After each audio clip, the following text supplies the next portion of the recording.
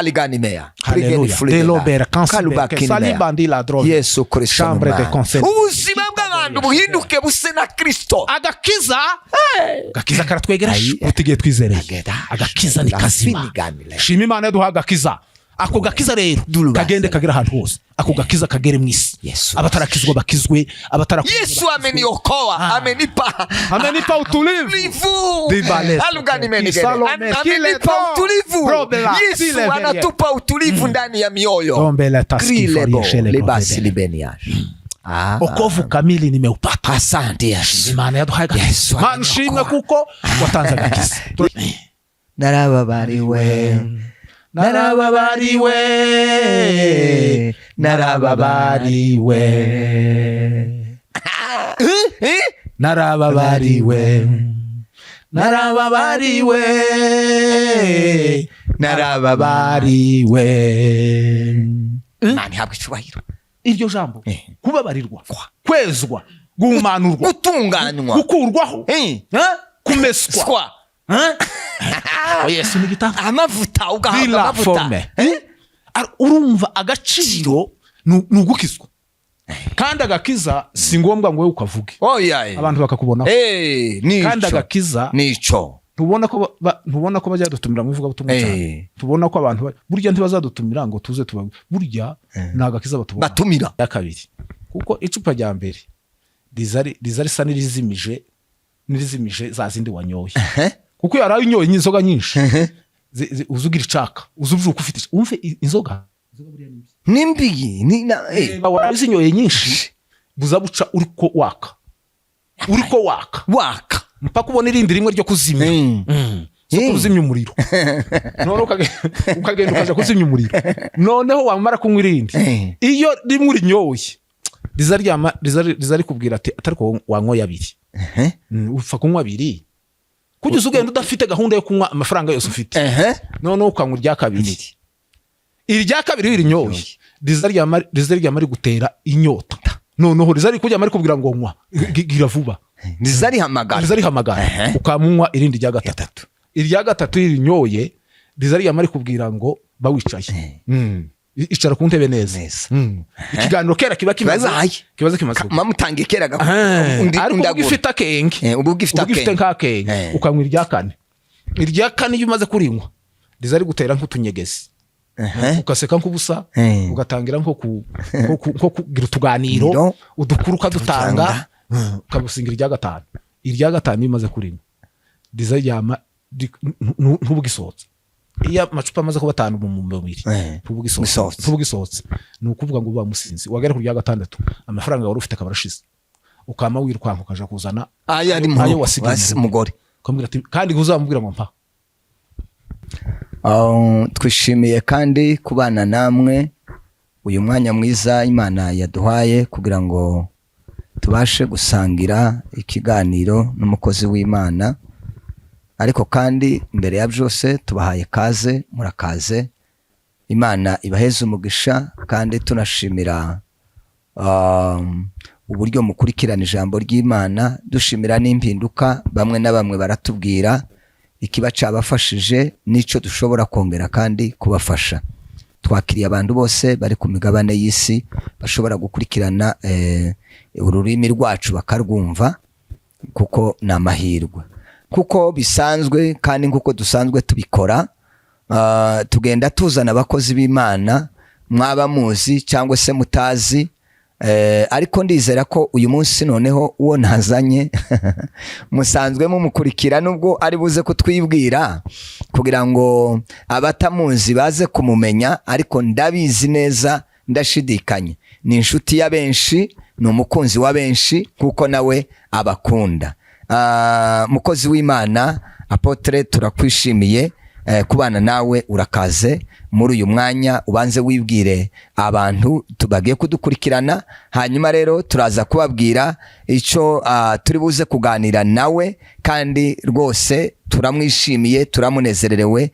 Ariko turaza gushingira no ku ijambo ry'Imana turi buze gusoma icyanditswe, hanyuma rero tuze kumuha umwanya tumaze kubabwira ibyo turi buze kuganira. Karibu rero kwibwira abantu badukurikiranye. Murakoze cyane. Nitwa Apostle Jaques Rumenge. Ngira ngo abantu benshi bakunze kwibwirana ngo urubatse, ibyo byose barabibona ko twubatse. Ndubatse, mfite umugore umwe n'abana 5 n'abuzukuru 6. Imana ishimwe. Ndibwira ko ari uko. Yego. Tubanze dusome ijambo, nitumara gusoma dusenge, nitumara gusenga rero tubabwire ico turi buganireho. Abakorinto, urwandiko rw'Abakorinto ba kabiri, urwandiko Paulo yandikiye Abakorinto ba kabiri, ni ibice 5 n'umurongo wa 17. Ibice 5 n'umurongo wa 17, urwandiko Paulo yandikiye Abakorinto rwa kabiri, urwandiko rwa kabiri Paulo yandikiye Abakorinto, igice cya 5 n'umurongo wa 17. Ni ijambo sigiye kurisobanura, ariko nugira ngo ridufashe mu byigwa tugiye kuganiraho. Ikintu haravuga ngo umuntu wese iyo ari muri Kristo Yesu cyangwa ari muri Kristo aba ari icaremwe gisha, ibya kera biba bishize, dore byose biba bihindutse bisha. Imana ibaheze umugisha. Iki cigwa nico turi mu bugendereho cyangwa se dukoreraho ikiganiro. Data, mu izina rya Yesu Kristo turagushimiye kubw'uyu mwanya mwiza utanze wo kugira ngo dusangire n'umugaragu w'Imana ijambo ry'Imana, dusangire ubuzima bwe bwo kumenya Imana, dusangire ubuzima bwe bwo guhinduka.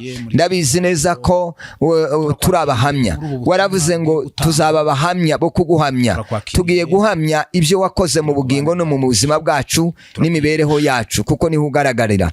Dusengeye imitima y'abantu bose bagiye kudukurikirana mu izina rya Yesu Kristo. Ibisi bisanzwe nibidasanzwe, kuko tugiye kubiba ijambo. Bibiliya iravuga ngo turi umurima w'Imana kandi tukaba n'inzu y'Imana. Mwami Yesu Kristo, abari budukurikirane bose, abagabo n'abagore, abahungu n'abakobwa, abakomeye n'aboroheje, abimbata n'abumudendezo, abize n'abatarize, mu izina rya Yesu Kristo Mana, uyu mwanya ndi tugiye kufusha ubusa, titwaje kwicara gusa, ariko turifuza impinduka mu bugingo bw'aba bantu bose, biciye mu mugaragu w'Imana, biciye mu mukozi w'Imana, biciye mu wo wahamagaye kugira ngo akwamamaze kandi akuvuge. Amavuta y'Imana mubeho, ubwiza bw'Imana bumubeho, umuha amagambo aryosha akwiriye, avura, afasha imitima y'abantu. Turagushimiye kuri buze kubana natwe mu minota yose turi mubane, hariho ikiri buze kuzakoreka no kuremeka mu mitima y'abantu. Kubwa Kristo Yesu dusenze, amen. Hanyuma rero tugiye kuganira n'umukozi w'Imana ibintu bigera kuri 3 ari buze kutuganiraho. Ikintu ca mbere turashaka kumubaza, kuganira nawe uburyo yakiriye agakiza. Murabizi ko hariho abantu benshi mu wacu, mu mico yacu cyangwa bwoko bwacu, benshi baravuga ngo ntibakijijwe, bavutse basanga ababyeyi ari abakristo. Abantu bakagira ngo niko abantu bose, hariho abavutse bakavukira no mu ngo z'abakristo, ariko nanone bikanga, bakajya inyuma, bakajya mu isi, bwaca rero Imana ikabafata. Nawe ari mubo Imana yafashe, ari buze kutuganirira ubwo uburyo Yesu yahuye uburyo yahuye na Yesu kakurya kwa Pawulo. Aze kutubwira kandi mu ncamake, atubwire agaciro gake umuntu agira iyo ataramenya Yesu, ubwo buzima, urwo rugendo, iyo mibereho. Aze kubitubwira kuko hariho abantu bamwe batabizi, kubera ko batabaye mu isi, tibaze bamenamenya ko bigira agaciro gake. Biraza gufasha abazakurikirana batarakizwa babimenye uburyo baba bafashwe n'uburyo biba bimeze. Hanyuma icyo ari buze kutubwira kinini gikomeye ni uburyo n'agaciro umuntu agira yari muri Kristo Yesu. Aratubwira uburyo ibyo yabonye, uburyo yahindutse mu muryango, uburyo agaciro yahawe mu muryango, mu itorero no mu gihugu n'ahandi hose. Karibu rero mukozi w'Imana Apostle, Imana igweze umugisha kugira ngo ube ngo tuganiriraho. Murakoze cyane. Yego.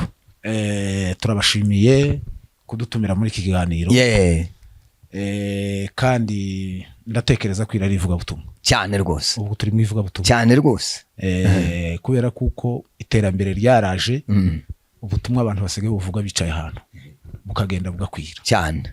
Nigeze abantu bigeze kuza bampanurira kenshi, kera bakambwira ngo zaje hanze kuvuga ubutumwa.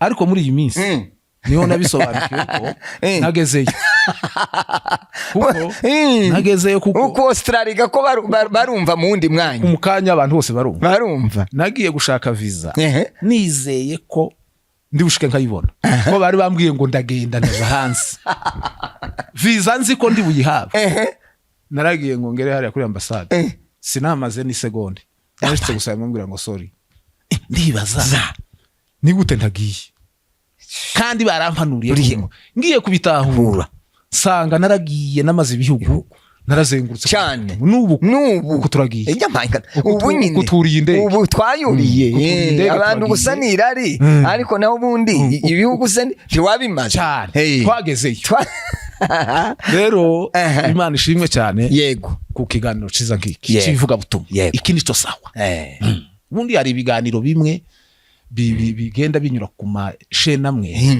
ukabona ni nko gutakaza umwanya ko hari ibiganiro bigomba kubaho bifite agaciro mu bantu bizana umusaruro kivuga butumwa ibi ni sawa ibi turabishigikiye n'abandi bose bazakora ikibi ubutumwa bwiza shene yose izaza ifite ubutumwa bwiza igomba gushigikirwa rero ndatinze iki cambere wavuze ngo uburyo nakiriye agakiza ndavuga uburyo nakiriye agakiza mu magambo make ariko mbere ndabanza mvuge uko nabaye umupagani yego tiwumva nawe ukwiriye kubanza kugira ngo bamenye iyo wavuye umunsi nakijijwe wo ndawuvuga mu minota mike ariko reka mbanze mvuga uko nabaye umupagani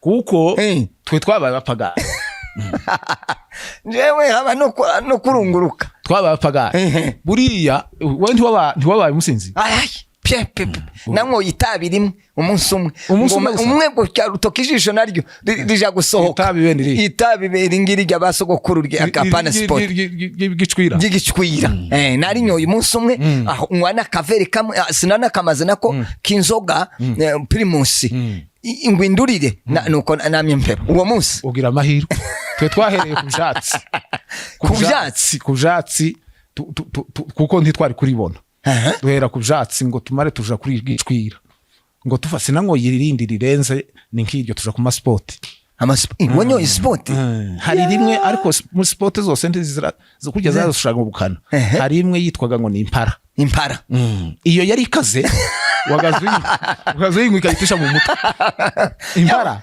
niyo nari ngezeho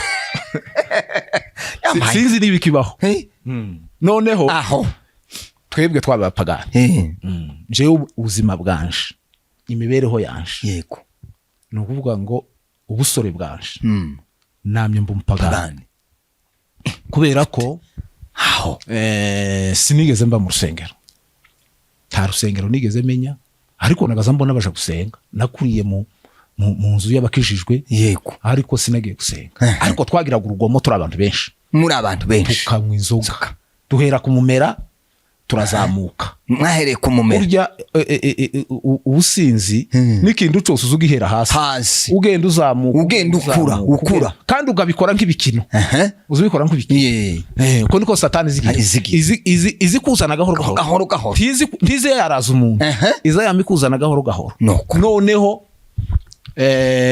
tugiye kwisangaga dusanga noneho umumera gasaba tuvanga na kanyanga uko kera nukuvuga ngo biba byakomeye tugeza aho tureka kubivangura none ukanywa akanyanga konyine nukuvuga ngo akanyanga konyine twageza aho tuzatuja gutega kwitariyo ukazutega ku mudege kandi urya umudege kaza gatwika n'umuriro ni essence acana gutya umuriro ukaka noneho wagenda guzengereye ariko ibyo nanone kubera ko twabikoreraga iriya muri Kongo twanywaga amata none amata kurya zasisibiranye ibintu byinshi none ugasinda ariko wanywa amata akica nk'ubusinzi none ugatugeze gino turanywa muranywa kandi tunywa nta mata twatubona burya ibintu byose amata ni meza amata amata buriya amata buriya n'umuti n'umuti nico gituma Bibiliya izina bivuga mu ijuru ngo amata no kunywa amata ese hariya Bibiliya iziba ngiyakoraho n'ubuki ngo tuzanywa amata n'ubuki amata ni gitanga amata n'ubuki noneho twanywa amata kumva bigashira ariko noneho tumaze kugera inaha ngaha yego turanywa inzoga rero inzoga tuzinyoye noneho zirakwica nico gihugu umusinzi ukaba umusinzi noneho wanyoye ukaba umusinzi utanyoye ukaza wumva gusa mu muhanda uri kurazengerera buriya mbonye umuntu usinze ku muhanda buriya ngiye mufata neza cyane buriya ntugomba kunyura ku musinzi ngo umutuke cyangwa umubwire nabi ugomba kumenya siwe ikimurimo nico kimukoresha nubuga ngo njewe naraye kenshi kumikikira ukarara utabizi karara ntabizi ta makuru ntabizi ndibuka nigeze kuza ndara ahantu gutyo hafi y'umuhanda kandi kuri kafi ya kaburimbo ikime cya mu gitondo akaba arico kitujutse kibavyutse imbeho ya mu gitondo urumva ayo mateka twanyuze mu mateka akomeye cyane aho ubusinzi umuntu se yavuga historia y'ubusinzi uko wagize ubusinzi ni ibintu bigoye ni ibintu bibi turasinda nuvuga ngo nigihe ntabaga nanyoye nabaga nasinze ariko ndibuka nubwo utaba wanyoye wicara usa n'umusinzi nuvuga ngo nawe usanga n'usinzi nuvuga ngo iyo kandi muri ico gihe habaga hari ibintu bimwe ukora burya inzoga hari ibintu zigukoresha bitari ngombwa kubikora ni isoko ribibi ijambo rya mbere urarwana inzoga izitera kurwana nuvuga ngo iyo umaze kunywa byanze bikunze nuvuga ngo amatoke y'inzoga nukurwana uwanyoye inzoga ntarwane ni igitangaza ntaba yanyoye ugomba kunywa no kurwana jewe naranywaga nuvuga ngo ngateranya n'abantu mu kabari nkabateranya tukaba turarwanya ngira inkovu zacu ngira inkovu zabyo z'ingumi ngira inkovu z'ingumi z'ubusinzi noneho za nkovu Bibiliya yagize vuga ndazigira hanyuma rero ariko Imana yatugiriye neza Imana ihabwa icumi hari umunsi umwe Uvira twasinze noneho turasinze dusangira turi benshi noneho muzamuzana mugiye kunywa ariko ntimuzamutahana umwe azataha ukwe burya ntawuzi umenya igihe wagiye noneho turi ko tunywa n'abayumbe baza bama bajana abayumbe tibaza abakirisitu muzamwinjirana mugataha ndetse mukagendaga mwaneze ko biratandukana naho abandi bo muzamenye ko mujana kandi mugahamagarana mukicarana ariko amataha umwe azataha ukwe gutyo uzugenda utashwa noneho ndibuka uwo munsi Uvira twari benshi turi ko tunywa kandi sinari mpazi cyane narivuye mu Rwanda ngiye iyo ngezeyo turanywa noneho tunywera ahantu hitwa hariya hafi ya Karyamabenge yego noneho turangije baravuga bati hari ahantu tugiye kunywa izindi nzoga akanyanga hariya kuri Monima ndahabona tujyayo turi nk'abantu nk'abatanu turagenda ngo dushikeyo akanyanga koko turakabona turakanywa turavangana za Primus noneho hari igitangaza kimwe nabonye uwo munsi nuvuga ngo sinzi uko bacu basohotse sigara ku kameza nje nyine amaze abantu bicaye nk'ahari bantera icupa ry'inzoga kuko burya icupa ry'inzoga ni nk'isasu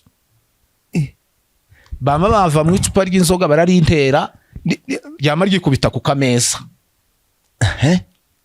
ngo rimare ryama riturika abantu bari hirya no hino bose baza kureba ariko gico hari nijoro noneho abantu bose baraza mbona bampagazeho batese niki kibaye naho barya bari bicaye hariya ico bashakaga gukora bashakaga nko kunyica niko bigaragara kugutera icupa nuko nabagenzi banje aho batabonye ikigabo mbona baraje niki kibaye nuko habe naka fragment kamwe ukangereho ko nyene byari uburyo Imana izirinda wumva uburyo Imana izirinda none iryo joro erega izirinda n'abapagani ariko ni Imana ubu reba twankoye Primus tunywa agasigisi tunywa kanyanga ubwo banteje cupa nko mu masaha 5 z'ijoro noneho kurya nakubwiye ngo abantu bazataha gutandukanye ngo tuje dutaha ugutandukanye kandi dutaha jewe ntahazi aho ndavuga ati nukoga inzoga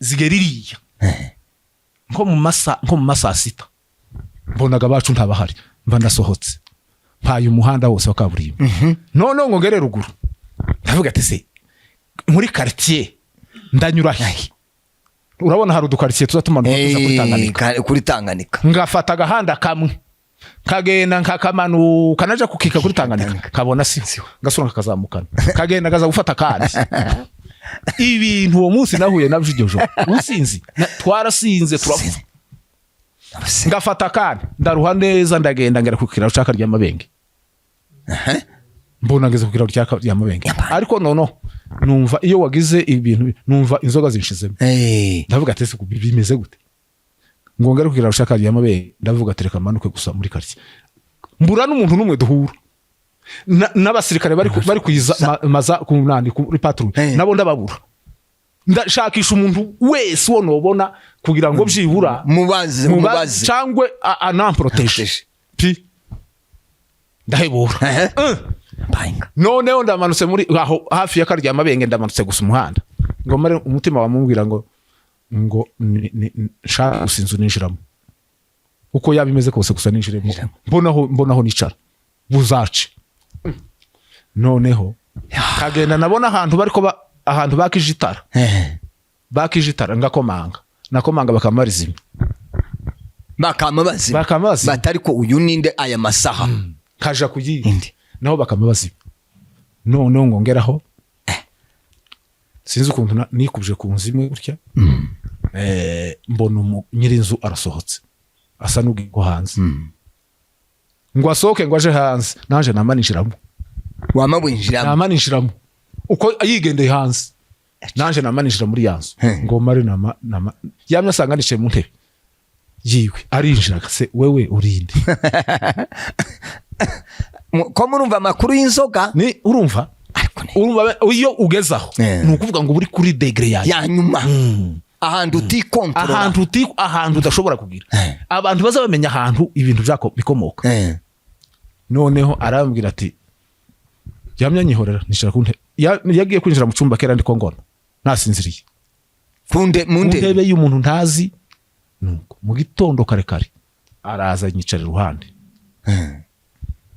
arambwira ati wewe ati nari nakubonye ko wari umeze ariko ambwira ijambo rikomeye arambwira ati wewe atugira amahirwe urumva uri umunyamahirwe ariko mbona nyine ni nk'umuntu yangiriye nk'ihuruma yakugiriye imbabazi uko yavuze ijambo rikomeye ndaryumva ariko sinzi ukuntu mu gitondo nasohotse ngeze hanze inyuma y'inzu mpabona icobo kirekire kijiyo n'umutima urambwira ngo ati iyo yafata kanta muri kicobo ntibona menye ni na trace urumva ubusinzi ni ukuvuga ngo twaranyoye twebwe twagezaho tukanywa inzoga hari umunsi bantwaye twaranyoye n'abandi turasinda noneho aho twambukaga tutaha mu rugo habaga hari akakuzi kakajaga nanirwa kukambuka ako kuzi nanirwa kukambuka hari igihe unywa inzoga zikakuja mu maguru zikagusobeka neza wagira gutambuka ukananirwa uwo munsi nananiwe kugenda noneho bigira inama baravuga ngo reka banterure ngo banyuze kuri ako kantu ngo tugere ku kararo naho ndabananira bama bantamu muri Jaques namye mvamo n'imyenda yose n'umutwe byose nikijaga nuvuga ngo ubuzima bw'inzoga twaranyuye uranywa turasinda tugera ku munota wanyu njyewe ndetse numvaga ko n'ubuzima ntakibufite numvaga kuko ubuzima ntakibufite habe n'abandi babonaga kuko nta buzima ngifite bwo kubaho kuko hari amaefe menshi nagendaga mbona kuko nta buzima ngifite numvaga n'iminsi yanje ari miki kuko nabonaga nta kuntu kuko nari ngeze ahantu ha degree ya nyuma nuko noneho Imana rero bigiye gukora ibitangaza. Tukiraho rero tukiraho nico cya gice cya kabiri utaravuga uburyo bwo gukizwa. Ndashaka ngo nico navuze, wafatwaga gute mu muryango n'abandi bose, wabona gufatwa gute muri ubwo buzima? Rero ndaza kukivuga kuri iri jambo rya kabiri, agaciro gake, ariko reka mbanze mvuga umunsi nakijije. Yego, ni ukuvuga ngo umuririmbyi yaravuze ngo sinzibagirwa umunsi nakizwaga, ngubwo Yesu yazaga muri ejo. Kandi buri muntu wese agomba kumenya umunsi yakijijwe. Kabisa cyane, kurya cyane. Umuntu utazi umunsi yakijijwe aho habamwe akabazo, aho pwedenta rwose. Umuntu wese agomba kumenya umunsi yakijijwe, kandi umuntu wakiriye agakisa akamenya n'umunsi yakijijwe ntiyo gatakaza. Nico gituma gatwasomye uyu muntu ari muri Kristo Yesu abari icyaremwe gisha, ibya kera biba bishize. Imana ishimwe. Dufite rero abantu benshi batazi ko bakijije, baje mu rusengero gusa, ariko umuntu wese yakagombye, nubwo atanyuzemo, ntiwavuze ko utigeze unywa, ariko inzu umunsi nza nama nkumenya umunsi ku cyumweru, hari ku cyumweru tiwo kwibagirwa n'amatariki ntibibagirwa zamzibuka cyane. Ico kintu nico cyangombwa cyane, kumenya umunsi wakiriye agakiza umunsi katashi wawe. Ni ukuvuga ngo ako gaciro uburyo nakijijwe, narakijijwe. Warakijijwe. Hari indirimbo nkunda kuririmba ngo narababariwe, nza nyigeraho nkibuka narababariwe. Ukoga mu businziga haba harimo ubuhemu, haba harimo kubesha, haba harimo kugira urugo nabi. Ibyo wenda ndabivuga kuri gaca kabiri, ariko Imana ishimwe, ihabwa icyubahiro. Imana ishimwe yakoze ibikomeye. Hari ku itariki 2 z'ukwezi kwa kabiri 1999. 1999. Abana bose mbafite, abo mfite nari umugabo. Wari umusaza ariko aho nibwo nakishijwe, nibwo wakishijwe. Ubwanje ubusore bwanje bwose nabukoze mu gipagani. Niyo mpamvu rero uzi ubona nkorana umwete, kuko mu busore ntabwo wabufushije ubusa. Ndi mu gukora muri parti zibiri, mu gukora mu busaza no mu busore, byose nkabikorera rimwe kugira ngo byose kandi iyo umuntu akore buryo utamba ubuhaye urwana nyine kugira ngo urebe kureka ipera. Zagendera kuri iriya vensi ivuga naho umuntu wacu inyuma yasaza, ariko umuntu wacu imbere ngo ahora imusha uko bukeye. Ni ukuvuga ngo kwiyiburura, n'ukwiyiburura. Imana ihabwa icyubahiro. Ngo nta mwanya mfite gutakaza. Ni ukuvuga ngo ibintu byose ngomba kubikora kubera kuko mbikorere rimwe. Iminsi natakaje irahagije. Hanyuma rero uwo munsi ku itariki 2 z'ukwezi kwa kabiri 1999, hari mu gitondo kare. None umugabo witwa Kiraga sinzi kumunsi. Ndamuzi pasiteri wakera uri atwara abana gito. Pasiteri umusaza cyangwa pasiteri Kiraga yundi muto w'igisenyi wagiye atwara abana ginyanza. We yari yaramaze gukizwa. Yabaga mu ubuntu bw'Imana bwinshi cyane. Nubu ni kwamese.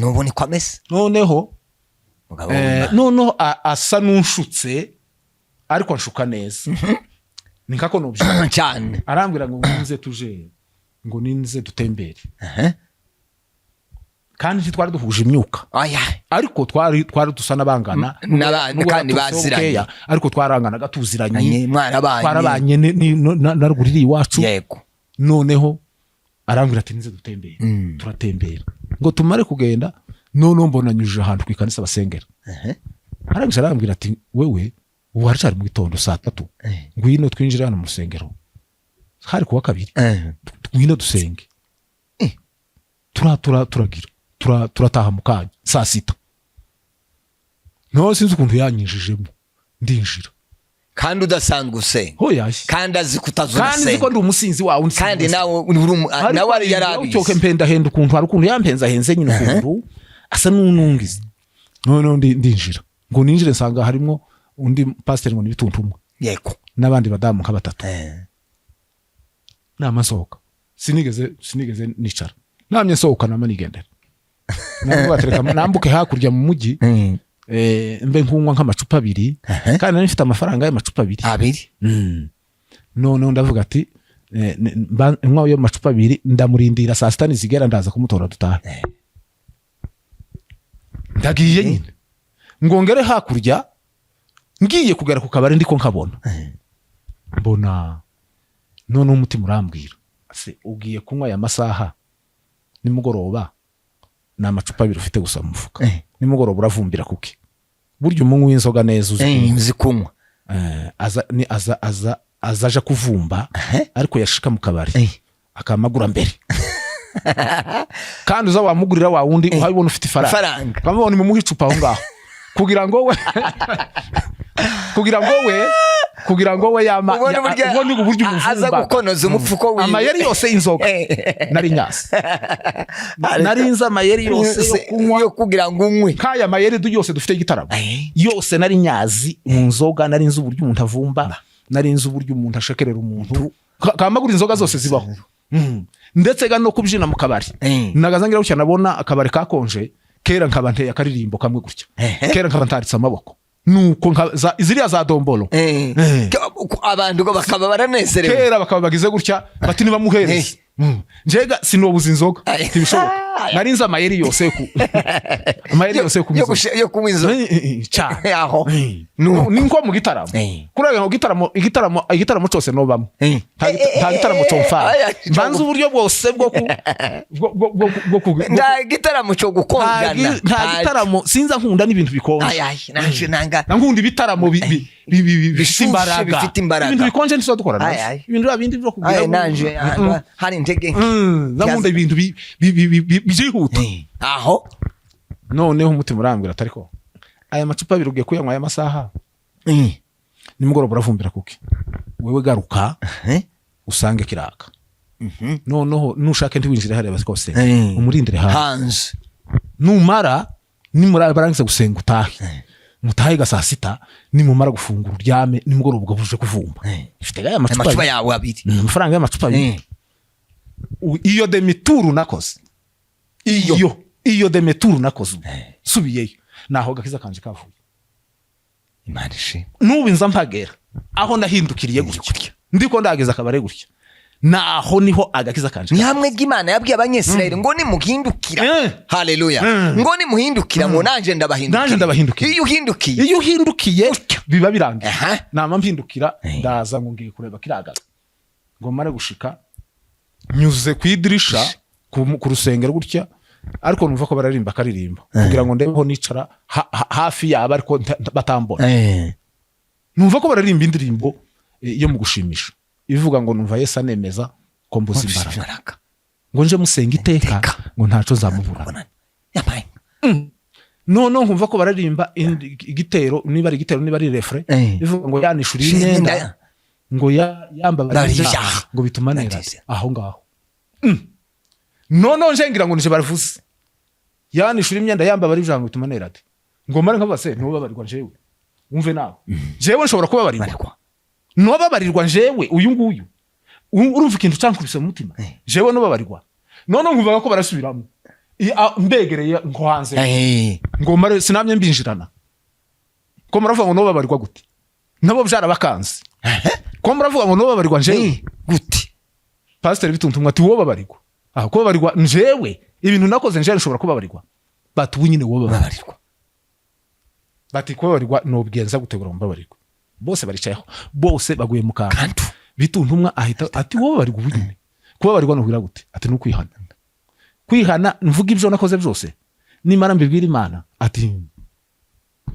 namye mpera usari ngo munsi umwuka nyibutse ibintu byose nakoze bibi nupaga nico brankoresheje nama mbivuga byose nama ngeza hasi ngo bamare rero ndapfukama barambabarira ngo mare baransengera noneho hari umudamu umwe nawe ntavuze izina yego nawe yamahaguruka yamavuga ngo nabagiye gukizwa yampaye nawe agakiza kanje kamye kamubera nawe gakiza nawe yamahaguruka nawe ariko ari yaje naho aho nyine baje gusengesho yari n'umudiyakoni mu kanisa yampaye nawe yamavuga ngo agiye gukizwa agakiza kanje nawe karamushabukimba nawe wamyumutwara nuko niko ni rukuruzi agakiza kaza gakurura nawe yamakizwa ngo amare gukiza nuko kuva uwo munsi none mu rugo nta makuru bazi umugorega yari yarasubiye iri yaruguru nari narananiwe urugo upagani ndabivuga hari gaciro gake nuko noneho namakizwaga ubwo noneho numva ikintu cyama kimanuka mu mutima wanje nama numva igicucu cyose cyambagaho bafuye kumbabarira gutya nama numva igicucu cyose cyambagaho amen haleluya nama numva kimvuyeho ngomare nama numva n'ikintu cyari kimpagaze mu mutima buryo umupagani agira ikintu kiza kihamagara mu mutima gutya n'inkicumu n'inkicumu riba rimuhagaze mu mutima iyo ababariwe amaraso y'umwana w'intama w'Imana ikintu azakora iyo atwejejeho ibyaha Imana ishimwe uza wumva cya kintu kiratibutse ukabohoka niyo mpamvu biri zivuga ngo nta mahoro umunyabyaha tayo n'icumu ryagica wamana we warakoze pipela amen zalobela warakoze wamana n'icumu kurya kutakizwa ni igitangaza kandi tuze tubabarira abantu badakijijwe burya baba mu kaga gakomeye nabo kugirirwa impuhwe ariko uzicumura ubushinze mu mutima ritazarituza riguma kugusoka gusa nuvuga ngo iyo ico kintu kikuvuyeho uzawama wumva utuje bibiri iravuga ngo iyo umuntu ari muri Kristo Yesu nyine abari mu gisha kuri ya jambo ibya kera bishize bikuweho byose babihindutse bishe muka wa Yesu noneho namangira amahoro ndiyo joro narasinziriye ngira ibitotsi ntigeze ngira namangira amahoro nama numva ngo uwe neza ku buzima bwanje bwose n'uwo munsi rero nakijijwe uwo munsi sinzowibagirwa uwo munsi niwo munsi Yesu yamfashe rero nkakuri yafashe Sawuli asante Imana ishimwe Imana iguha umugisha ngira ngo ababa dukurikirana murumva apotre uwo yari we mwumva buriya rero iyo mumubona hari ijambo yavuze rikomeye cyane ngo karacunguza uburyo umwete ibyo atakoze mu busore karashaka ngo abikore muri iyi myaka kandi birashoboka muri Yesu birashoboka nibutse rya jambo Karebu yavuze ngo zambaraga nari mfite ngira umusore ngo nizo mfite n'uyu munsi wa none yagaruye imbaraga z'ubusore karazikoresha muri iyi myaka kugira ngo acungure uriya mwanya yatakaje turashimira Imana data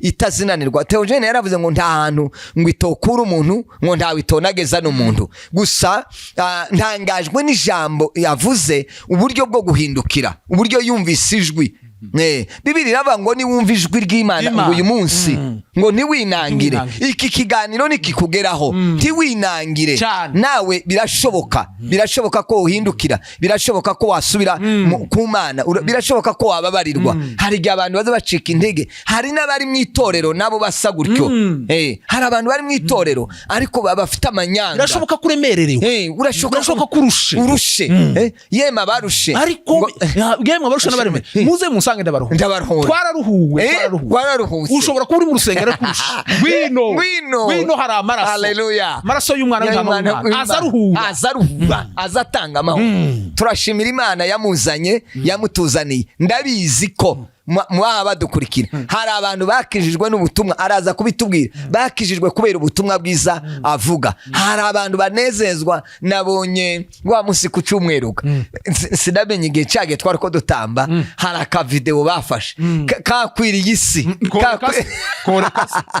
none dore nguyu urya rero mwumva uwo yari we tugiye kumva rero agaciro gake yari afite abe nkatubwira agaciro gake yari afite icyo gihe ataramenya Imana narangiza rero aza kutubwira agaciro yagize muri Kristo ariko ko nanje yoreka nakamubwira nubwo ataza kukavuga nanje ubwanje novuga agaciro afite muri Kristo Yesu nyuma yo kumenya Yesu Kristo karibu rero naco we ngukidukora murakoze cyane ubundi iyo umuntu ari umupagani aba afite agaciro gake habe nubwo afite amafaranga agira agaciro gake no kuri burya hari ibintu bikomeye kandi ubu butumwa ni byiza ko bugera ku bantu yego ubu butumwa twarabuze aho tubuvugira none gaharabonetse Imana ishimwe tubonye gikanisa ridasaba n'iminota ridasaba ngo abaririmbyi banze baririmbe oya nuwango umukiripaga bani kuko twega twabibayemo twega twarabivense tubinyuramo mu binyuramo nukuvuga ngo nta gaciro twagiraga ari mu muryango ari iwanyu ari mu wawe ari kwa sobukwe ari ku banyokorome nuwango ahantu hose nta gaciro uzugira kandi nuvuga ngo uretse inzoga uretse kunywa inzoga n'ibindi byaha byose nubwo utonywa inzoga ariko uri umunyabyaha nta gaciro uzugira yego erega inzoga gasicyo cyaha cyonyine gusa wavuze ibyo wabayemo kandi si ngombwa ngo umuntu birya uri mu kubona ngo umuntu atondagure ngo nukuvuga gusa ngo si inzoga zonyine wari umunyabyaha byinshi jewe nukuvuga ngo ngewe mu inzoga jewe nukuvuga ngo ibyaha nakoze erega hari abantu bazatinya kuvuga ibyo bakoze buriya kuvuga ibyo wakoze nugukoza satani soni warabivuyemo iyo uhishe ibintu bukibirimo nyine ugomba kubivuga ukabimena umutwe none buriya nge ikintu nabukoze cyane ni inzoga je sinigeze nsambana ndi umupagani ntabusambana nigeze nyuramo iyo ni kamere yanje Imana yarakurize ni kamere ni kabare karimo umukobwa sinagaza mfa kukanyweramo kandi ngewe twaza tujana n'abantu kunywa inzoga bagasambana turi kumwe ahubwo Imana yari yaraguhungishe kera hari ukuntu yakubitiyemo abasore bazamuntu yakubitiyemo sari uri umupagani ico sinigeze ngikora baranabizi n'abantu bose twabaye bari bazi ko iyo ngezo kandi simbiterwe no gukizwa hoyaye ni kamere gusa kumva si byanje ibyo ngibyo nukuvuga ngo ariko inzoga no kurwana ariko uko ndabona kurwanaho ntabwo no buvuye mu kabari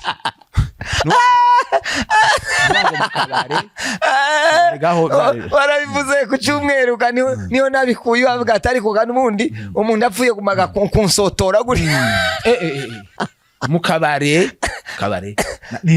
erega niyo matoke yoga inzoga ugomba gukubitana mugomba kusa n'abana n'abagize ariko ziwa mwasinze ukunda kurwana bizabimera neza mukaba ngabakubitana neza ariko oyaye ndi wari umunyabwonko twaza turwana nje nagaza numva kurwana ari ibintu ari byiza iyo mbukeye mwavuga ukuntu mware mukubise bizabimera neza cyane ariko umunsi kabisa mukubise ba noneho agaciro gake tugira ijambo ni ukuvuga ngo mu muryango ntugira ijambo mu wawe n'abana ntibakubona ngo babone uri umuntu ni ukuvuga ngo ngewe uyu nguyu umudamu yigeze kuza kandi asanga mfite akazi avuye muri Kongo 96 ufite akazi kandi ndasa n'umuntu wari ukora nk'ahantu heza kandi nza mbona amafaranga menshi aho ariko nico gihe nabaye mu mibereho mibi ufite akazi ufite n'amafaranga nico gihe wabayeho nabi urumve nabi nuvuga ngo nagaza nza nkamushira amafaranga andi nkayasigarana ngayo mu kabari kagenda namara kunywa icupa rya mbere irya n'umukoga ni uko niyo mibereho noneho umugore ugataha wasinze abana bakabura icyayi kabura amata bakabura icyayi ibyo ganje nabibaye kandi wanyoye amafaranga yari kugura nk'umufuka w'umuceri urumva ku gaciro gake urugo rurananira Nyanza urugo rurananira dusubiza muri Kongo kwa muzee reba umugabo unanirwa urugo kandi uhaye uhembwa ufite n'akazi urumva satani burya sakora arumva bene ku gaciro gake kandi muherezaga abantu abari bamutwara biba binarangiye kugira ngo uzutekereza ngo urugo rubayeho gute ngo abana babaye gutereka daha bari bafite imibereho mibi ndabohereza na malaria niki banageze no mugahuna bagumayo kubera malaria kugira ngo bazoze kubatora abandi sinibereye mu nzoga nta zina nta habari urumva sinari mfite agaciro iwacu Yego. kwa muzehe Yego. sinari mfite agaciro kwa data bukwe Ntiwari ufite kandi iyo ubuze agaciro. agaciro kwa sobukwe biba byarangiye kuko ntibyo byarangiye ahandi gaho uba warangiye iyo ubuze agaciro gake kwa sobukwe uba wapfuye uba warangiye nuko gusa ubu nyine batakibiha agaciro aba bacu ariko nyine ni ikintu nta gikomeye. muntu ni ukuvuga ngo nta muntu mu muryango waduheshaga agaciro nta muntu waduhaga ijambo ni ukuvuga ngo twabaga turi ahantu turi abantu bara natwe ubwacu watinyaga kugera mu bukwe sinotasha ubukwe Tiwotasha ubukwe. notasha ubukwe gute naje nibonaga ko ndabutaha gute ndabugeramwo nimbugeramwo nije Ikiganiro kandi nta muntu batwicaranaga ntawe unkunze ntawe ukwitayeho nta gaciro ufite ubusa naho utahaba kandi uhari nuba ukikanga n'ubusa iyo ufite agaciro gake uza wikanga ubusa nta mahoro y'umunyabyaha niko gaciro gake nuba ngo umuntu wese ukora ibyaha aba afite agaciro gake kandi n'umutima ukakubwira ngo gitondo umutima uzuguma kukubwira ngo gitondo uri umuntu uzi ko ari igihe twanywaga inzoga abana wabonye batabonye amata batabonye n'icayi mu gitondo ukarira uri mu ishuka none ubwo se ubaye nk'utekerezaga none ubwo utekereje mu gitondo bazikuvuyemo ariko ukabonaga abana ko baranywa mu karo tibanyoye tibabonye amatata na umugore azaya amaheba ntazo kariko abagore n'abana beza kujya abadamu n'abana beza abadamu bagiye bagira n'abana beza akamahishira umugabo akamaceceka akaryumaho amarwana n'urugo n'abana gusa n'urugo akabahereza mu karu akababwira ngo muceceke reba umwana mutoya ucutse w'incuke akanywa mu karu amafaranga y'amata wayanyoye urumva we furagike nuba n'indwara zikaviramo abana bakarwara nuko agaciro gakeya kubupagani bugira agaciro gake ukaruha abantu bakumva kutariho. Hari umunsi umudamu yambwiye maze gukizwa arambwira ngo niyo akimenya ko afite umugabo nokuri imyaka yose ngo tiyarazi ko yashatse donc yabagaho mu bintu bikomeye kabisa. Rero kuri iri jambo agaciro umuntu wese utarakizwa abafite agaciro gake. Asante Imana guhomogesha yemwe murumvise uko bimeze nuko bisa nta mahoro y'umunyabyaha nta gaciro k'umunyabyaha. Iyo ukiri mu byaha icyaha kiza kikubata kandi kiza kikubwira umuntu iyo umuntu afite ingeso runaka hazabi imuhungisha mu bandi kandi kakubwira ngo dore ukomeze nyaboneka abazadukurikira batarakira Yesu nk'umwami n'umukiza turabakangurira Yesu aracagufitiye imbabazi, Yesu agufitiye impuhwe. Ejo uzaba umuntu ukomeye. Ngira ngo tugiye kumva amakuru akurikira, kumva umuntu wari ufite agaciro gake, kumva umuntu wari ubaswe n'inzoga, kumva umuntu aho yarari. Uyu munsi wa none tukaba tugiye kuganira yitwa ngo ni apotre, intumwa y'Imana. Ni ikintu gitangaje, ni ibintu bitumvikana mu buryo busanzwe. Hari n'uwo wobwira ntabyemere ngo waciye muri ubwo buzima. Nico gituma rero abantu benshi bananirwa kubohoka bakavuga ngo aho bageze ndibohava. Turagera hatageze, tiwanyoye ibyo atanyoye, tiwasuzuguwe uko atasuzuguwe. Ariko hariho icizere, hindukira. Rya jambo yavuze ngo yumva ijwi rimubwira ngo nahindukire. Ahindukira atari uko aje gukizwa, ahindukira ari kugira ngo abike ngo amacupa 2 ngo azayanywe ku mugoroba.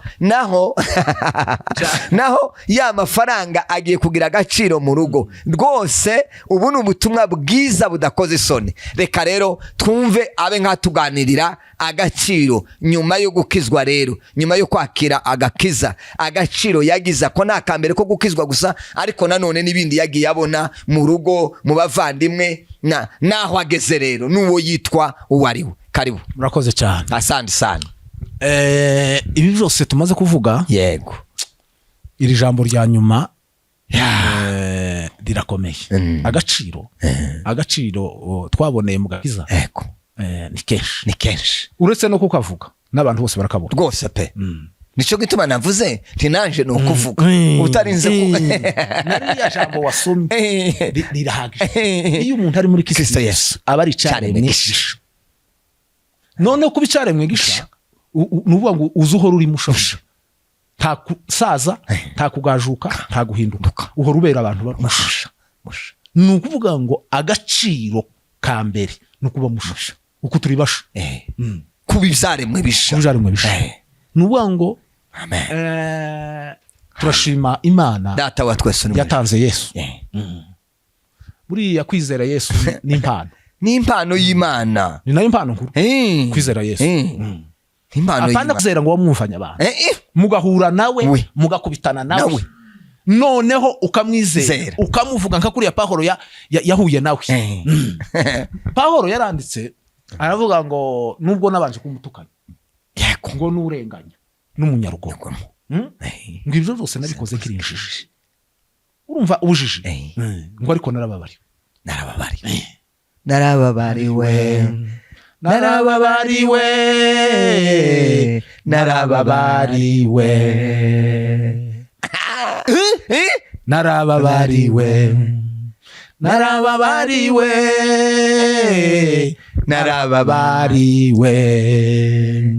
Mani habwe cyubahiro. Iryo jambo kubabarirwa, kwezwa, guhumanurwa, gutunganywa, gukurwaho, kumeswa. Yesu ni gitanga amavuta ugahabwa amavuta. Urumva agaciro nugukizwa. Kandi agakiza si ngombwa ngo we ukavuge. Abantu bakakubona. Kandi agakiza nico. Tubona ko bajya dutumira mu ivuga butumwa cyane. Tubona ko abantu burya ntibazadutumira ngo tuze tuba burya nagakiza batubona. Batumira. Nagakiza badutumira. Uko twonebwa. Nindo usura kuduhamara. Bawutumira ubusa. Bawutumira ubusa.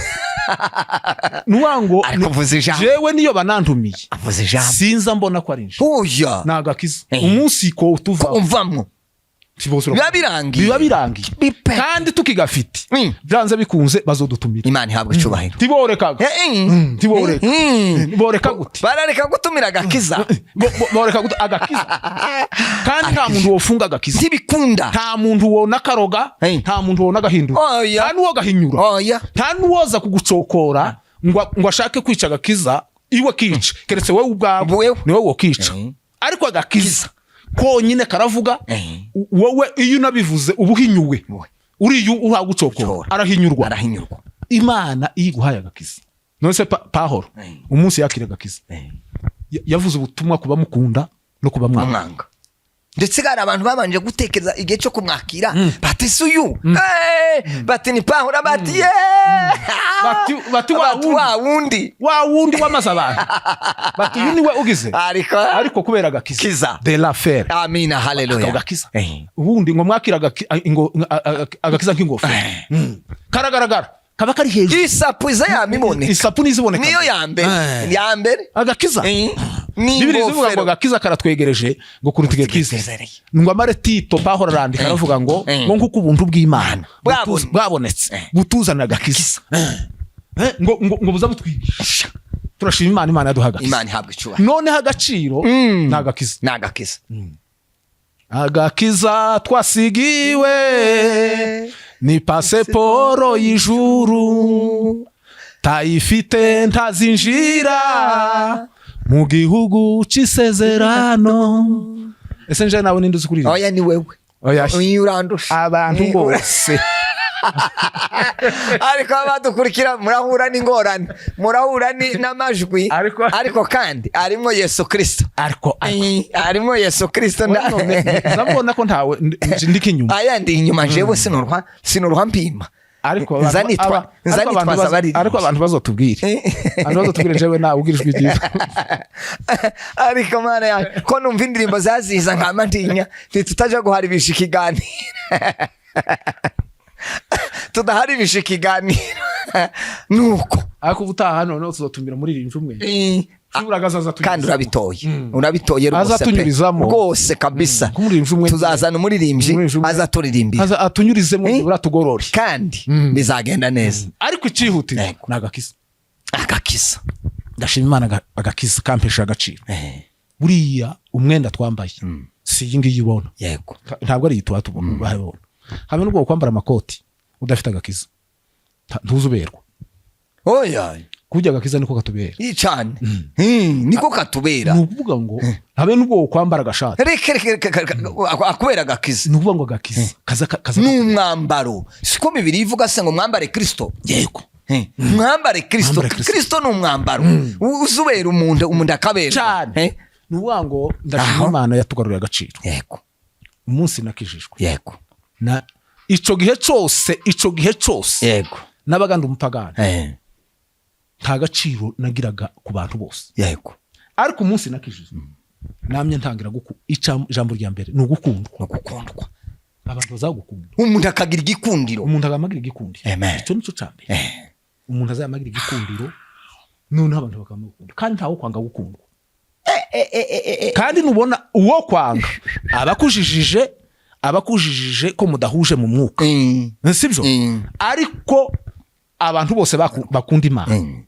ntiyo kwanga oya tubona n'abantu bakorogana bari mu rusengero bagapfa wenda ugasanga bakoroganye cyangwa nk'abanyamasengesho bagakorogana kuriya ntibaba bapfuye agakiza oya kuriya baba bapfuye utundi baba bapfuye nk'udusadaka baba bapfuye nk'imyanya y'ubuyobozi ariko ntabazapfa agakiza abantu bose bafite agakiza ntibokorogana oya ntibokorogana nanje ibyo ndabyemera ntaco wopfa n'undi muntu abantu buzuye agakiza ntaco mwopfa n'undi muntu ndibikunda nuvuga ngo agakiza kampesha agaciro noneho ndakundwa urakundwa kandi ikintu kiza ikintu cyane cyanshimishije ni ugukundwa ugakundwa n'abana bato njyewe abana bato bumve nawe agakiza abana bato nibo bankunda cyane aho bangutekera kandi ni ikinyuranyo cy'ibya mbere burya wasuzugurwaga kandi ugasuzugurwa n'abana bato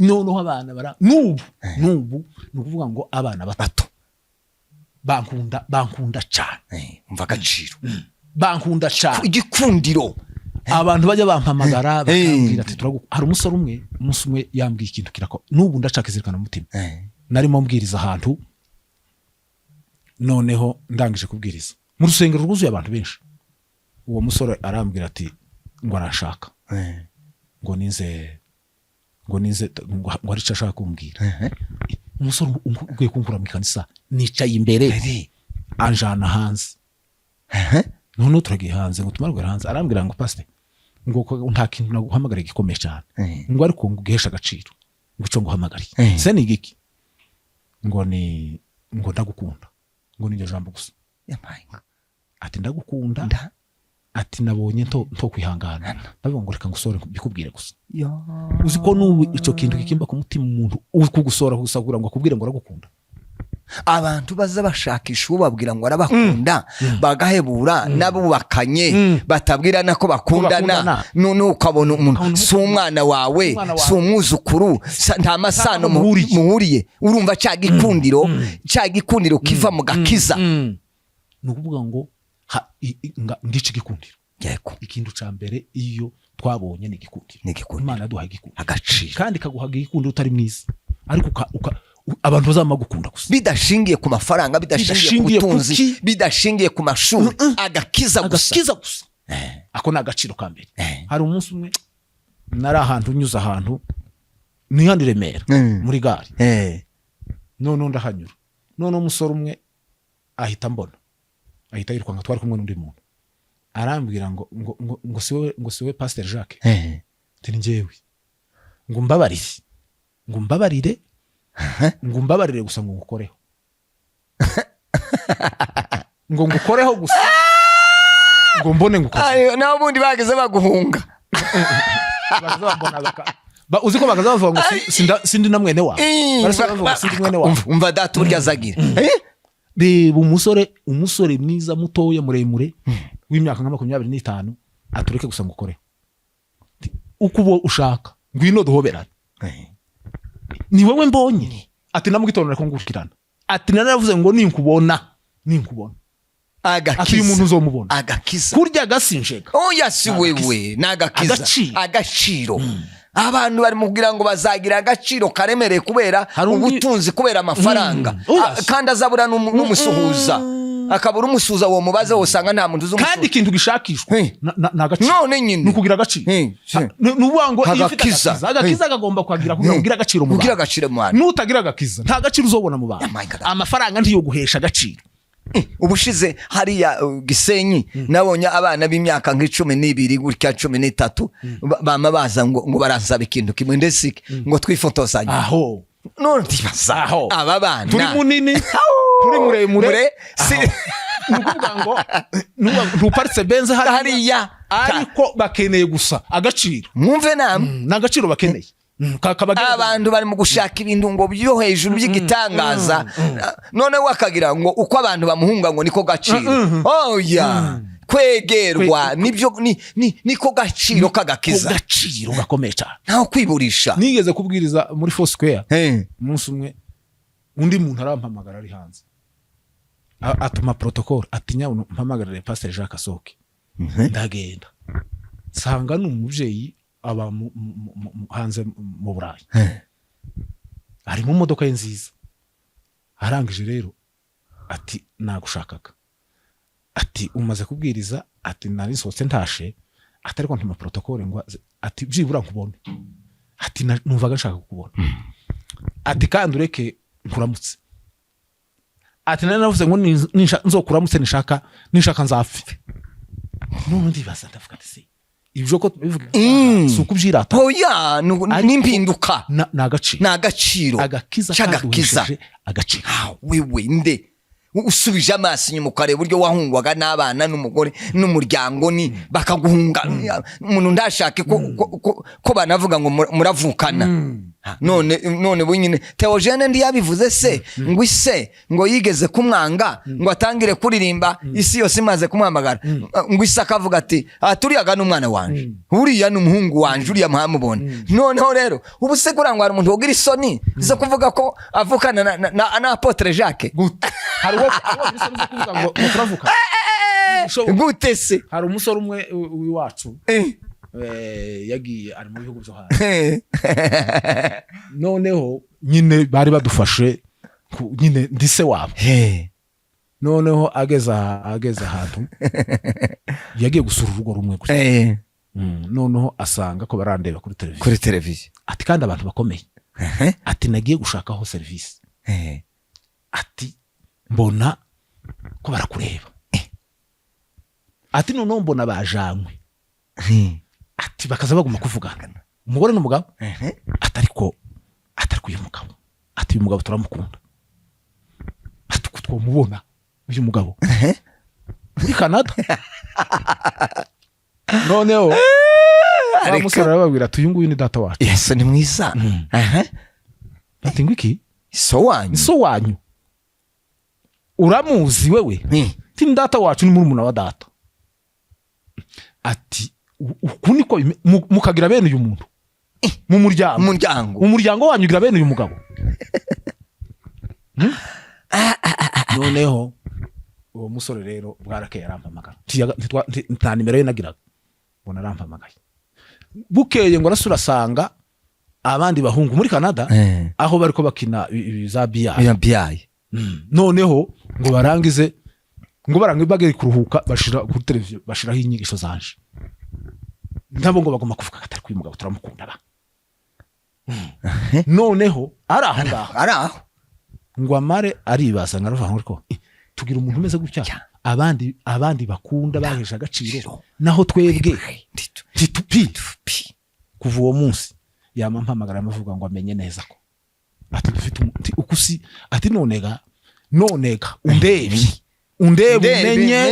undebe umenye kuko nasanze naraho dufite umuntu tutazi kandi niko bizabimera na Yesu yaravuze nta muntu uzigira agaciro iwabo ariko igiye abantu bahumishwa ntibabone ko Imana yari hari cyo bakora bakarebera ku mafaranga bakarebera ku butunzi oya ari cyo dufite kiruta amafaranga kiruta bazavuga ngo wambaye kirezi tazamenya ko cera buriya n'imiryango yacu yari kwire kumenya ko idufite yari kwire kumenya ko idufite Imana ibibuke ibafashe ibahumura amaso babimenye rero agaciro agakiza kaduhisha agaciro rwose kandi biranagaragara mu maso habe n'abandi boshiraho za commentaire barabizi neza. Icya kabiri agakiza kaduhesha umugisha, jewe kampesheje umugisha.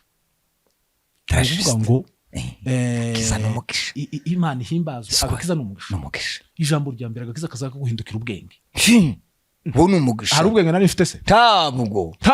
Umuntu urara ukarara iruhande rw'umuhanda. Umuntu urya amafaranga y'abana. Umuntu ukora ibintu bidakoreka. Ugakoreshwa amafuti gusa ukagenda ukora amafuti. Agakiza kaza gatanga ubwenge. Kaza gatanga ubwenge. Iyo umuntu ari muri Kristo Yesu abari mu ndagira ngo ni Salomo wabivuze. Yaravuze ngo kuva mu byaha ngo nukujijuka. Nukujijuka. Nukuvuga ngo iyo wamenya agakiza kaduhaye ubwenge. Nubiza mvuga ngo se iyo ndakizwa ukuntu ufuye ndumuswa. Umuntu aza umuswa aka burya kwiga siko kugira ubwenge. Kwiga n'ubumenyi cyane. Ariko agakiza ni wisdom. Ni wisdom. Amashuri ni knowledge. Wisdom n'ubwenge buva ku Mana. Ariko uzi kugira ubwenge buvuye ku Mana. Yaduhindukiriye ubwenge. Niko Bibiliya ivuga. Yaduhaye Yesu ngo aduhindukiye ubwenge. Ariko uzi kugira ubwenge. Ubu dufite ubwenge kandi ubwo bwenge n'ubuhe. Tiworara undi kwijoro. Tiwobona ikibi cyabaye ku muntu ngo unezerwe. Tiwobona ikiza cyabaye ku muntu ngo ubabare. Mubabare n'abababaye. Ntashari. Ntarwango. Ariko nukumva ko umuntu wese niba ababaye ubabarane nawe, niba wishimane nawe. Nukuvuga ngo ubwo bwenge buraboneye. N'ubwenge buva ku Mana. Imana ishimwe yaduhesheje umugisha wo kugira ubwenge. Tugira ubwenge. Icya kabiri ni umugisha w'ibifatika. Naje ndacemera. Erega ibintu bitabihinduka kandi bigahinduka babibona, habe n'abantu bakabibona muwawe, habe n'umugore akabibona. Nuvuga ngo nkayo mata yobura. Gute wamenye Yesu agakiza kahari. Amata agomba kunyobwa, ibintu bigomba kubona. Agakiza na amata. Bibiliya hari ijambo rimwe nzasoma riravuga ngo yamuduhaye ngo yaburite ngo kumuduhana ngo nibindi byose ibyo mu mwuka n'ibyo mu ariko Yesu azazana n'ibintu biba biraho. Yesu azazana n'ibintu n'amafaranga kandi kumana niho hari ibintu byose. Hari abantu baza bakizwa barangiza bakoma gutekereza ko bagomba gucirika bakaba hasi. Buriya muri Kristo Yesu ni umugisha w'agakiza ariko uduhindukirira umugisha w'ifatika. Uhereye kuri ba Ibrahimu kagenda bari batunze Imana bagatunga n'ibifatika cyane. Ku Mana erega hari inyigisho zimwe zabayeho kuva kera zereka abantu ko bakuja mu ijuru gusa ngo bahirwa ngo abakene bene ivyo ngivyo. Ariko turashima Imana yuko agakiza twamenye kaduhindukira umugisha kandi umugisha w'ifatika kandi bikagaragara bikanaboneka. Imana ihabwe icubahiro. Rero Imana ishimwe yaduhaye umugisha. Ubu turabanyamugisha kuko ngira umupagani nari umuvumo n'urugo ngezemo nagombaga kuba ndi umuvumo. Ariko ndashima Imana ko ndi umunyamugisha. Naho ntashe niko Imana yabwiye Abrahamu ngo nzakugira umugisha, nzaguhindura umugisha, uzaba umugisha. Aba uzakuvuma nzamuvuma, uzaguhesha umugisha nzamuhesha umugisha. Nukuvuga kandi Bibiliya yavuga Magalatiya ngo abiringira kwizera ngo bahana umugisha na Ibrahimu wizera. Narabibonye agakiza kaguhesheje umugisha. Imana ishimwe turawubona kandi si umugisha ugarukiye hano, umugisha ukomeje kandi gano umugisha uba kuri nje no kubana baje nabuzukuruza niko birizivuga. Ibyo ugomba kuba ujanditse ku mutima. Imana ihabwe icubahiro. Nshuti bavandimwe, turabashimiye gutanga uyu mwanya. Ikiganiro birashoboka ko cyabaye kirekire ariko namwe murabona ko cyaryoshe. Nahuye n'umukozi w'Imana, murumva uburyo uwo yari we, murumva uko yasaga, ariko murumva uko yabaye.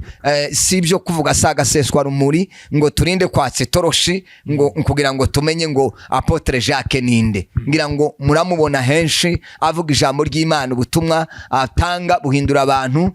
Ku cyumweru twari kumwe twaranezerewe bikomeye.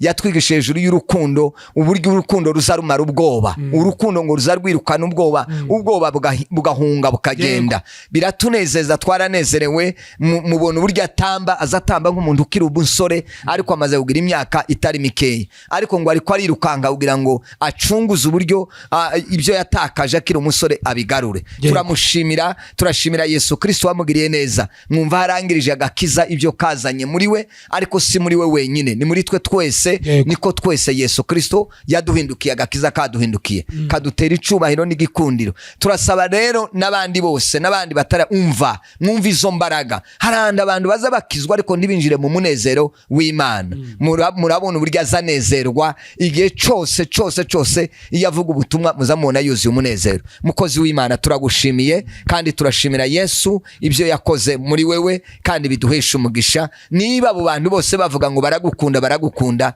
nicurema muri cyo kagakiza ufite, urakabagaburira ukakabaha, nabo kakabahindukira umunezero. Reka rero nanone kubwo kuja gusoza, sinzi ko ari cavuga, narangiza asenge asoza. Murakoze cyane. Asante sana. Turabashimiye. Yego. Kandi ibi bizigiye. Yego. Ubu n'ubutumwa. Yego. Bugomba kuvugwa. Asante. Si ukugira ngo tugaragare. Oya. Ni ukugira ngo twamamaze ubutumwa. Yego. Kandi ibyo tuvuga abatuzi barabizi cyane, ariko hari n'abatatuzi bagomba kubimenya rwose cyane. Kandi si twe twitaka, turataka Kristo uri muri twebwe. Ugomba no kuja mu bandi kugira ngo nabo bakizwe. Akantu gato nasize gusa ku gaciro, nuko agaciro ko mu gakiza kaza kaguha ibyishimo. Burya ibyishimo ntibijogurwa amafaranga. Ushobora kugira amafaranga ntugire ibyishimo cyane, ariko Imana agakiza ishimwe yaduhaye ibyishimo bituruka mu gakiza.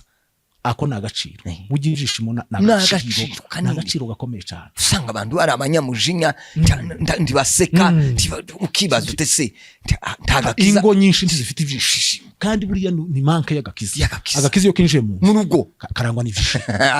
Pawulo yaravuze ngo muze mwishimira mu Mwami, ngo nonge kubabwira ngo mwishime kandi iteka ryose, ngo muhore mwishime iteka ryose. Bora agakiza n'ibyishimo bihoraho. Nibyo ba Dawudi bari bafite ibyishimo. Buriya rero Kristo yamaze kugera muri wewe, agaciro n'ibyishimo, kandi ibonye ibyishimo biragushirana. Asante. Burya ibyishimo ntibipfa gushira gusa, bishira ruko hamaze kwinjira ibindi bintu, akandi kantu kinjiye. Kandi ntiwopfa kwishima uri umunyabyaha. Ntibiza bikunda, niyo ubyikoze barabibona, ariko agakiza kazaga guhindukira umunezero n'ibyishimo. Imana ishimwe, kandi Imana ishimwe yampaye ibyishimo. Amen. Biragaragara. Genza numva byaka nk'umuntu, bizabiboneka, numva byaka nk'umuntu, si byo guhisha. Rero dusoza, mu by'ukuri turashimira pasiteri Revera Mudaheranwa. Yego. Murabizi ko dusanga uyu mwuga wo kuvuga ubutumwa bwiza. Yego. Kandi nubwo natanze ubuhamya, ariko ubutaha nawe azabutanga. Nawe nzamubaza butanga. Yego rwose, kuko nawe abantu bafite amatsiko yo kumva ubuhamya bwe. Nzabutanga rwose, nubwo yambajije, ariko ubutaha none nizo uzamubaza cyane rwose, kuko ibi bintu birakenewe. Yego. Tumaze kubaga abagabo. Abagabo iyo bamaze kugira abana n'abuzukuru cyane, kandi abagabo tungana bagomba kumva ibi. Yego rwose, bakamenya ibintu bikomoka. Burya hari abantu bacokora ibintu by'Imana. Hari abantu bacokora ibintu by'Imana bakabivugira ku gatorero, bakavuga ngo bako barikora ibi ngibi, ukasanga ko baranacokora n'ibindi bintu, ariko bagagombye kumenya kuko ibintu by'Imana bifatika. Yego. Ibintu byo muri Kristo Yesu birafatika. Yego. Twebwe twamenye inyungu zacu, tubihagazemo, kandi twahora tubihagazemo. Rero turasabira abantu bose, umuntu wese utaranakizwa uzumva ubutumwa, agomba gukizwa kugira ngo agire agaciro. Asante. Abe muri Kristo Yesu, ibintu byakera bihinduke. Rero turabashimiye, kandi turabifuriza kugira agakiza, kandi agakiza k'Imana gakomeze kabe muri mwe. Amen. Imana ibahe umugisha. Karibu gusenga. Reka dusenga Imana. Mana mu izina rya Yesu. Uwiteka Nyiringabo, uhimbazwe. Bibiliya iravuga ngo turi umurima w'Imana n'inzu y'Imana. Urakwiriye iteka ryose. Haleluya. Imitima tugushimiye neza muri iki kiganiro Imana iduhaye, kandi kuko wabiteganije kugira ngo ubutumwa bwiza buzavugwe.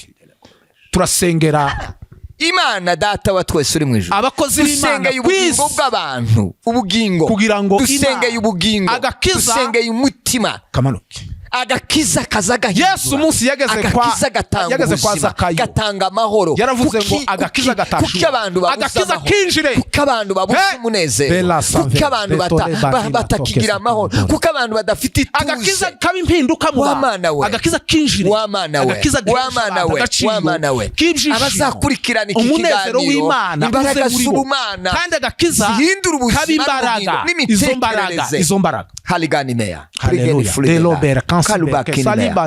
Yesu Kristo, ubuzima bw'abantu buhinduke buse na Kristo. Agakiza karatwegereje, utigiye twizereye. Agakiza ni kazima.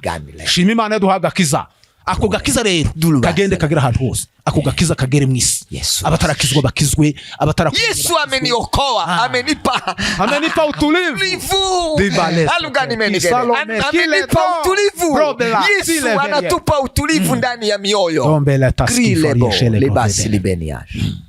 Okovu kamili nimeupata. Asante Yesu. Imana yaduhaye agakiza. Mana ushimwe kuko watanze agakiza. Turashima Imana kuko watanze agakiza muri ibihugu byacu. Turashima Imana ko agakiza kayo. Abantu bose. Muri ivyo ravuze ngo Yesu yageze mu Rwanda, muri Burundi agerayo, ngo yigere Itanganyika, muri Bugande niko. Mw'izina rya Yesu ako gakiza turagashima ko kagomba kugera ahantu hose. Uhabwa icubahiro n'ikuzo kuko ari wowe Mana. Abantu babona agaciro bakavuye mu gakiza. Abantu bakira agakiza. Abasore bacu bakira agakiza. Abana bacu tubasabiye batwawe n'agakiza. Wamana we umuko usenya ingo kubera ko ndagakiza. Haleluya. Aragakiza tanguza zisenyuka, tamakimbirane ndandonganye tanzangano. Agakiza kuzuye, agakiza kinjire mu ngo z'abana batoye bariko bashaka, agakiza kinjire mu miryango, agakiza kinjire mu bihugu byacu, agakiza kinjire ahari intambara, abantu babaturwa, agakiza kamurike nk'umuco, agakiza kabohora abantu, agakiza gatanga imbaraga, abantu bishimire mu mwuka. Izina ryawe Mana rihabwe icubahiro kuko ari wowe Mana ibikoze. Turagushimiye kuko ubutumwa bwiza budakoze isoni ari imbaraga z'Imana. Utanga umugisha kuri mwene data twakoranye ikiganiro, utanga umugisha no kubagi komeza umunezero nako zakikurikirana, utanga umugisha n'abafotoye kugira ngo bazatugezeho ibi bintu, utanga umugisha ku bantu bose bazabyumva. Izina ryawe rihabwe icubahiro, tubisenze tubyizeye kuko utanze agakiza mu bantu, mu izina rya Yesu. Amen. Imana ibaheze umugisha kandi muzagire ibihe byiza. Amen.